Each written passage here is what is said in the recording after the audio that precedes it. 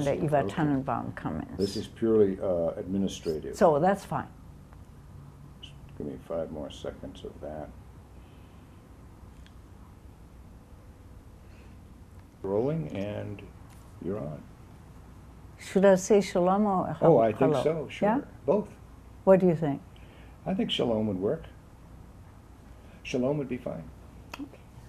Okay? Shalom. My name is Eva Tannenbaum Cummins, and I am about to perform a staged memory called A Page from the Past, ... Or is it? I have lived it, directed it, written it, directed it, produced it, and am now performing for you. I should do it over. You want to start again? Yeah. Okay. Well, does that sound? Shalom. My name is Eva Tannenbaum Cummins. I'm about to perform a staged memory called A Page from the Past, ... Or is it? I have lived it, written it, and perform it for you right now.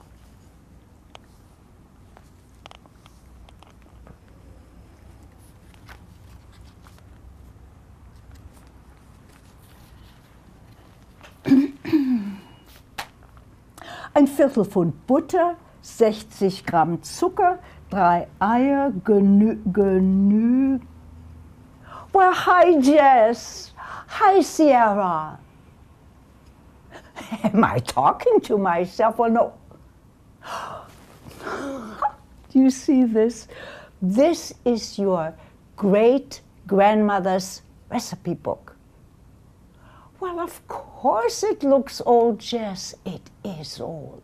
Yes, Sierra, I'm messy looking too, but your mom had asked me to translate some of these recipes, and that's what I was doing. My mother? A wonderful cook. Now, what did she do? Apfeltorte, Spätzle, Mandelbrot, Königskuchen, Madeleine, well, all the things that you know. But as you both know, I have tweaked the recipes over the years so that they are, that's right, Sierra, healthful, correct grammar. But you know your mother, she wants the real thing. Stories out of my life? You do too? You know what that reminds me of? When your mom and your Uncle Robbie were little, they used to say, tell us something about the olden days. Well, all right, I tell you what. Why don't you both just, why don't you go just sit right down there and come with me to another time, another place. The time, the 1920s. The place, Berlin, Germany. A big, wild, wonderful, wicked city. The place for all the arts and artists who created works ranging from the sublime to the outrageous. Wide, tree-lined avenues, streetcars careening down the center, double-decker buses bobbing up and down, and those dark green taxis darting in and out of traffic, honking their horns impatiently. Elegant shops and restaurants, and that never-ending throng of people rushing, or strolling, or just sitting in the sidewalk cafe, observing life. Oh, but it was at night when the magic really began. Lights, lights everywhere. From the rooftops, those running lights, now you see them, now you don't. Advertising, chocolates, cigarettes, champagne. Was it all wonderful? No, of course not. These are just glimpses of that most extraordinary place, Berlin, Germany, where my life began. And very happily so. An only child, much loved and cared for, a little spoiled. I used to think of my parents as my best playmates, especially on Sunday. Now that was the day. It was the three of us all day long, going places, doing things. My favorite place when I was very little was the zoo, and especially to watch the monkeys. Oh, and I learned a lot about girl monkeys and boy monkeys. Ice skating with my father to the music in the Sportpalast, or going to the circus and watching the acrobats flying through the air. Or maybe taking the U-Bahn, the subway.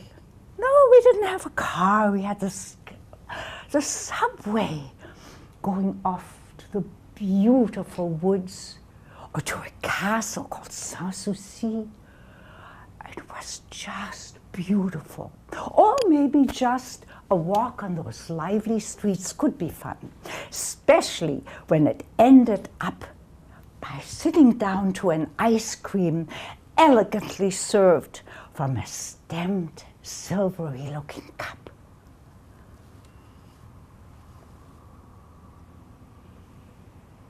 It was just one of those Sundays, the end of 1932, and I'm 10 years old and we are walking on the Motzstraße when suddenly my father pulls us over to the other side of the street. What happened? A colleague of mine, a Gentile, was walking straight toward us. I felt it best to save him from embarrassment or any other kind of problem, having to decide whether it's safe enough these days to greet a Jew in public.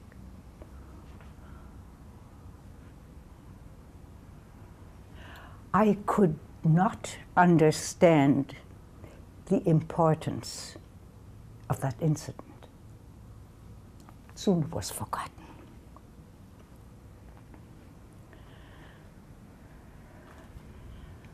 It was a cold, rainy afternoon in March 1933 when I hear the key in the door. My father home from work already? But where's my big hug? A quick kiss and he disappears with my mother in the library. Now why are they in there so long? I try to listen at the door. I'm holding my breath. Nothing. Go to my room.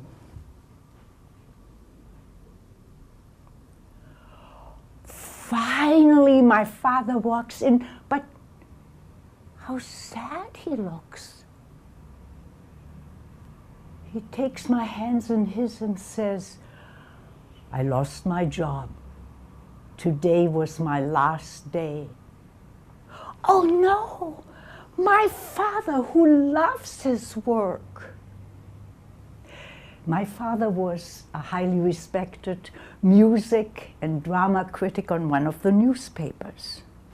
But why? One reason only came the answer.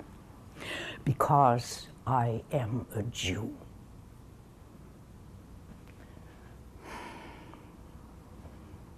There it was again. Because I am a Jew. Of course we're Jewish. I mean, our religion or our holidays are different than some of my friends. Well, even in school, in religion class now, the Catholic kids go to their class, the Protestant to theirs, and I go to mine. Jewish.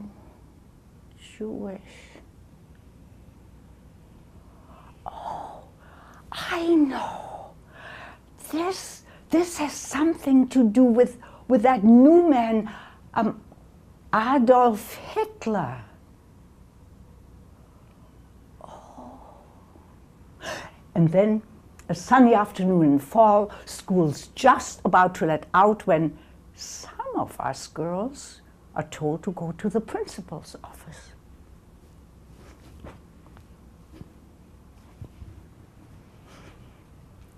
He looked stern and embarrassed.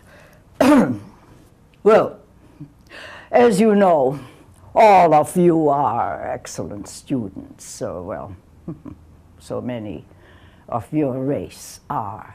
Well, I'll come straight to the point.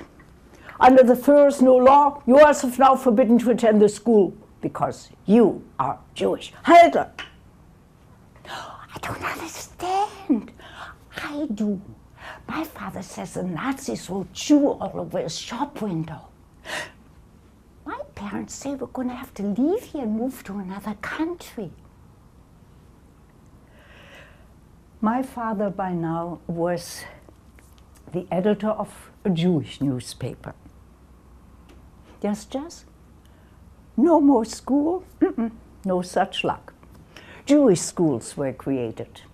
Now mine at first was so small that it took place in an apartment house in a flat with only Jewish kids and teachers. But the best part about this school, boys, oh, I fell in love right off with Heinz Leiser. Oh, I pursued him all the time, but do you suppose he noticed? Boys of 11 are so dumb. But I didn't care. And so one day I was walking over Oliver Platz. You know, a nice square with the flower beds and the bushes and the dark green benches, when I saw a bright yellow bench for Juden. It read in big bold letters. And before my eyes, another sight just recently encountered nearby on the Kurfürstendamm, those glass-encased billboards with those ugly, cruel caricatures of what a Jew's supposed to look like, spread all over the Stürmer, that Nazi newspaper. Oh.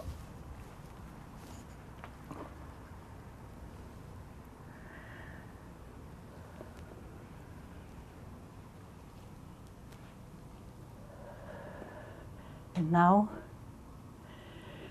this day in August 1936, and I'm 13 years old. My mother and I have just returned from the cemetery. Maybe it's a blessing he died at this time, though so young, I heard someone say. A blessing? They're talking about my father, the father I love and adore. Oh, my father, who had shared his love and knowledge of all the arts with me. Just going to a museum was an adventure.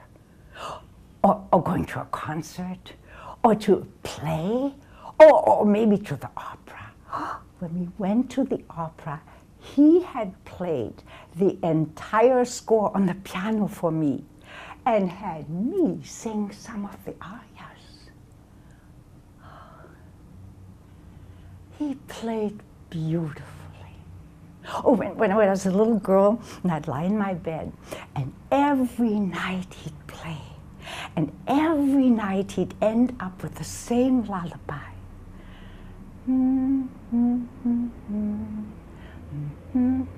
Oh, but he played it a la Mozart, or a la Beethoven, or a la Rachmaninoff, or maybe like the latest Schlager, popular song from a movie or from an operetta. Oh, how I love those songs.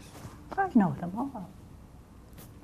Ever since I was 8 years old, I thought of myself as the famous Marlene Dietrich.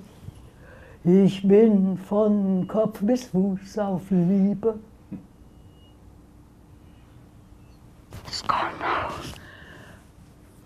on the happy times the three of us had shared. Oh, and my mother. Oh, I see my father walking in with a bouquet of lilacs in December and a small bouquet of violets for me.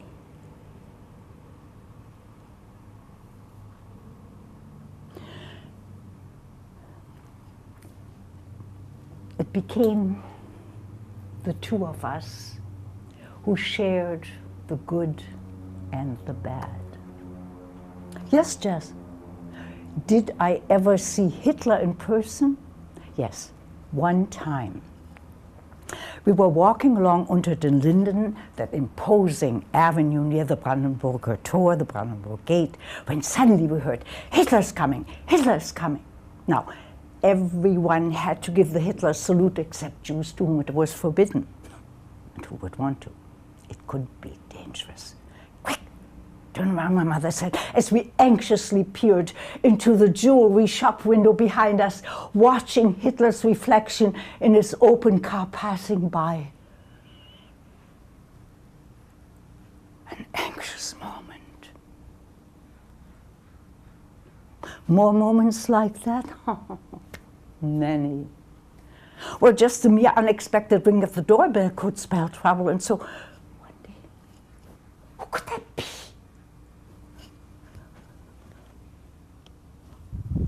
Two Gestapo men.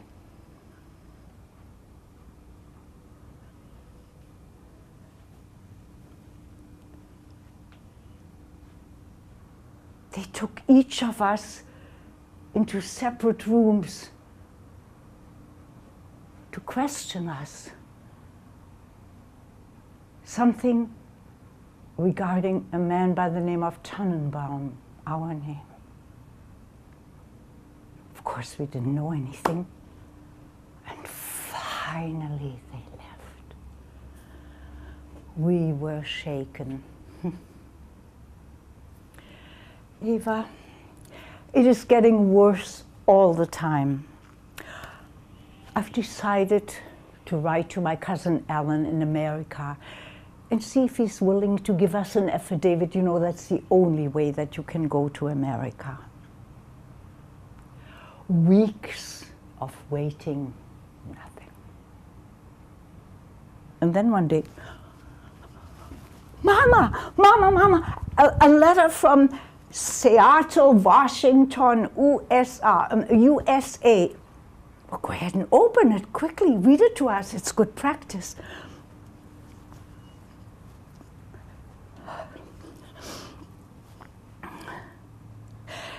Dear cousin,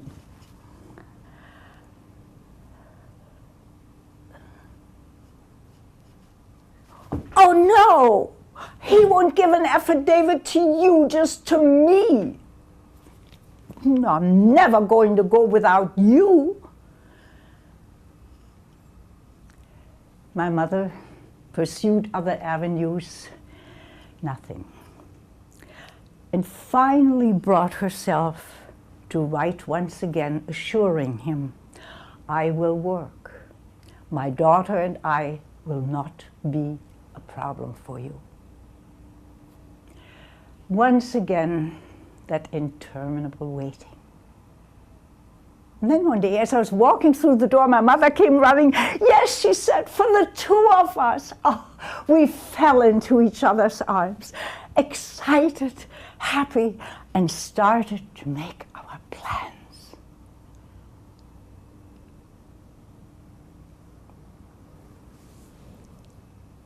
It is an early morning in November 1938, and I am climbing the winding stairs of my favorite double-decker bus on my favorite street, the Kurfürstendamm, always elegant, beautiful, and full of life.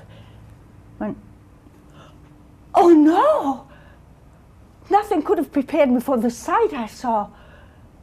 A sea of broken glass from gaping jagged shop windows, broken chairs and tables from the restaurants strewn all over, clothes from the boutiques, piles of books burning, destruction everywhere. I fled the bus and don't remember anything until I got home. Oh, thank God you're safe, Eva. My mother held me tight. News had it, something regarding about a man by the name of, young man in Paris. Oh, I have to stop. I do have to stop. I'm sorry. That's all right. Oh, thank God you're safe, Eva. My mother held me tight. News had it, something regarding a young man in Paris who had killed his parents because the Nazis had persecuted. Oh, I gotta do it over again. Okay. Thank God you are safe, Eva. My mother held me tight. News had it, something regarding a young man in Paris who had killed a Nazi because his parents had been persecuted by the Nazis. The news was so confusing. But the Nazis vowed revenge. Jude, verrecker, die, Jew. Everyone will pay for this. And so we did. Jewish-owned stores, restaurants, businesses destroyed, synagogues ablaze.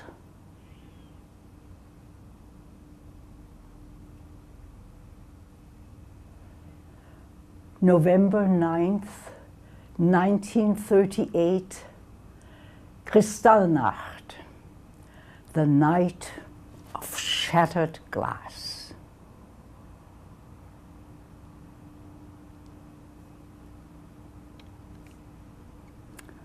Now, you both know that I'm just terrible with handiwork, but in the following days, when we didn't dare to leave, I knitted 2.5 sweaters in 3 days.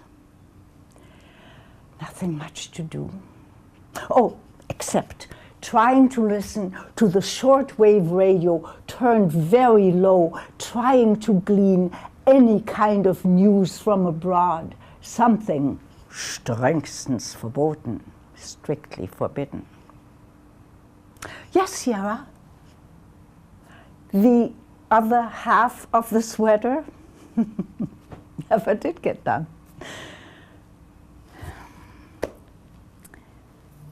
Distressing news about Jewish men, young and old, being taken to something called Konzentrationslager, concentration camp. No warning, just like that. For a few days, we hid 2 of our friends in our flat. And how terrible it was that we couldn't tell anything to their wives, their anxious phone calls inquiring. We had to say, no, we don't know anything. We haven't heard anything. The punishments continued. Money to be paid to the government, a special tax, as it was called. Oh, and then I can see it right now, that cold December morning, there we were, that long line by the Charlottenburger Schloss, figures starkly black against the white of the snow. There we were, shivering in the cold, waiting to hand over packages heavy with our silverware, trays and coffee services, cups, candle holder. I am doing dreadful. No. I'm doing so.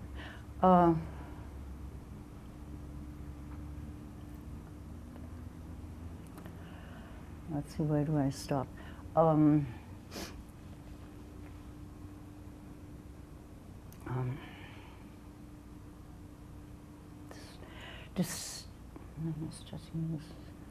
Jewish men.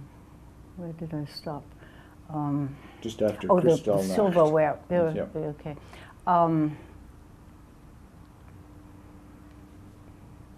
There's that long line of figures, starkly black against the white of the snow. There we were, shivering shivering in the cold, waiting to hand over our packages heavy with our silverware, trays, tea and coffee services, cups, candle holders, anything of value to be handed over to the government. Oh, the punishments continued. We were ordered to the police station. A picture and fingerprints, just like criminals. A big black J on our Ken Carter identification card made of light gray fabric. On the inside, the picture, the fingerprints, and our signature. Each containing the name of Sarah, a middle name imposed on every Jewish woman, and every male became Israel. This humiliating Judenpass to be carried at all times. Oh, one learns, but never comprehends or condones any of these. Oh shit, I don't know why I'm so bad. A big black J on our Ken Carter identification card made of light gray fabric. On the inside, the picture, the fingerprints, and our signature, each containing the name of Sarah, a middle name imposed on every Jewish woman, and every male became Israel. This humiliating Judenpass to be carried at all times. One learns, but never condones the indignities inflicted on someone. All along, friends were able to leave. To England, to France, to South America, to China, to Palestine, anywhere where there was an opening, and our plans continued too. But all too slowly, always new delays. One day, no more visas allowed. Another day, no more medical advice. Oh God, Tom, I'm really done. And our plans continue too, but all too slowly. Always new delays. One day it was, now I went back. Yes, my mother worked feverishly. It will happen. And so finally the day came when we started to sell some of the furniture that was not going with us to America. Oh, I remember the day exactly when in walked this short, stocky, thick-necked German coming to buy our library. Oh, that beautiful desk and chair, and that entire wall of bookshelves and cabinets that held the books so lovingly collected by my parents. Oh yes, Jess, he bought. Are you interested in any of the books as well? My mother wanted to know. Oh yeah, naturally, sure. Pick what you want and I'll take the rest. Books by the meter? A quick way to get culture. Funny to think you might want to choose a book. That night, we shed a few tears as we selected a few of our favorite books that were going with us to America.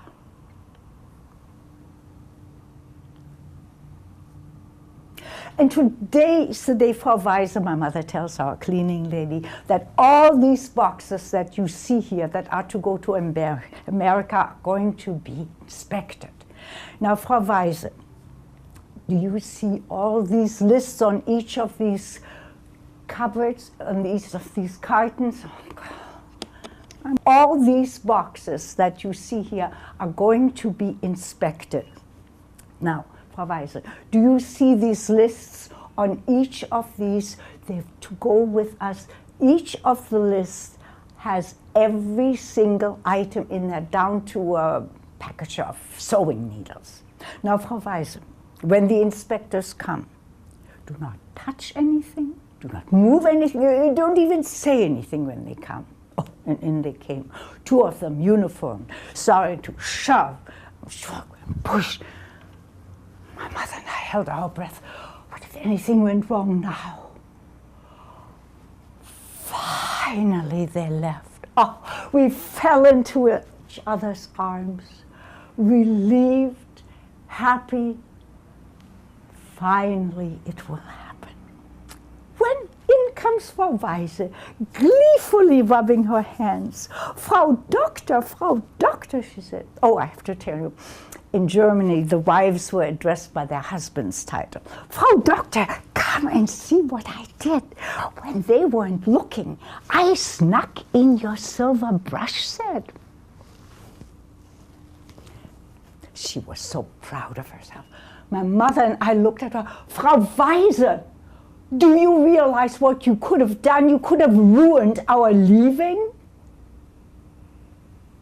Frau Weise did not. And to think that Weise is the German word for wise. Obviously a misnomer. It's true. Oh, it's really true. We're really on this beautiful Danish ship, the SS Canada. Oh, we're safe. We're free. And in exactly 1 month from now, August 15th, 1939, we'll arrive in Seattle, Washington, in America.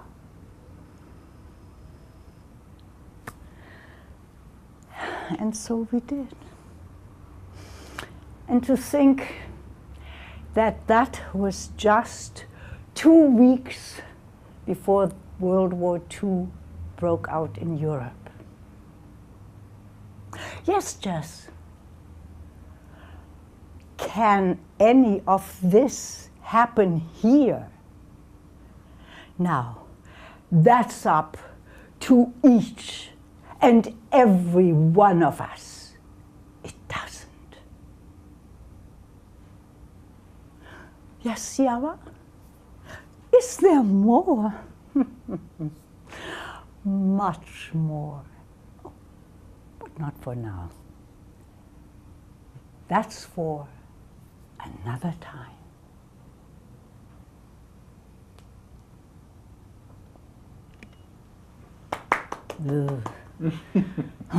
Here